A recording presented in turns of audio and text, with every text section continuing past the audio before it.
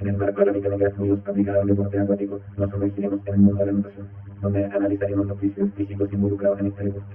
El principio de Arquímedes establece que un cuerpo sumergido en un fluido experimenta una fuerza de empuje hacia arriba igual al peso del fluido desplazado. En la natación, este principio hay que entender como los nadadores flotan y se están en el agua. En el equilibrio de fluctuación, el empuje debe ser igual al peso del nadador, y los momentos de estas fuerzas deben ser nulos para evitar movimientos rotatorios no deseados. El cuerpo humano puede ajustar su densidad variando la cantidad de aire en los pulmones. La expresión es clave, ya que el control de la cantidad de aire inhalado afecta la capacidad de fluctuación, permitiendo una posición más superior en el agua.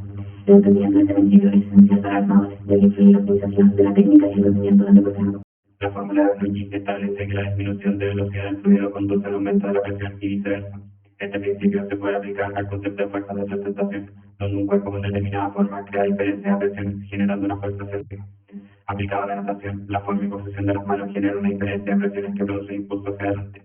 Hasta el 2011, la fuerza de sustentación era considerada la principal generadora de propulsión, pero ahora el consenso es que la propulsión se genera como una combinación entre la sustentación y propulsión por arrastre, donde el roce con el agua genera apoyo a las manos. El arrastre de la natación es la resistencia que los nadadores enfrentan al desplazarse en el agua, proveniente del contacto entre su piel y el fluido. Este fenómeno, esencial para entender su rendimiento, puede deberse a la forma de interferencia o fricción. El arrastre por forma se relaciona con el espacio ocupado y la forma del cuerpo en el agua. A diferencia de peces o mamíferos marinos, la anatomía humana no está optimizada para la eficiencia acuática. La fricción se genera cuando las moléculas del agua entran en contacto con la piel, arrastrando consigo corrientes adyacentes. Este proceso se propaga en capas sucesivas de agua hasta que, a cierta distancia del cuerpo, la fricción de las moléculas se vuelve insuficiente para causar más resistencia. La capa límite, formada por estas corrientes arrastradas hacia adelante por el cuerpo, aumenta el trabajo necesario para impulsar el nadador hacia adelante debido a la masa adicional de agua que arrastra consigo. La técnica de natación busca minimizar esta rata mediante ritmo, posición corporal y eficiencia en los movimientos.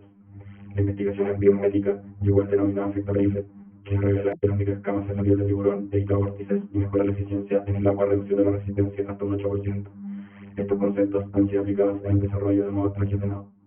Las olas son un fenómeno intrínseco que se genera cuando una ola lanza a través del agua.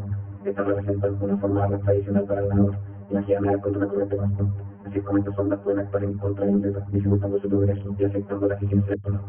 Para contrarrestar este desafío, las piscinas modernas son diseñadas estratégicamente para disipar la energía generada por las olas. La profundidad de la piscina juega un papel esencial. Una mayor profundidad permite que las olas se disipen antes de que estas reboten en el fondo e interfieran con los nadadores. Cuando las olas no encuentran obstáculos, tienden a rebotar en las paredes de la piscina, generando un entorno inestable. Es aquí donde entran en juego las canaletas.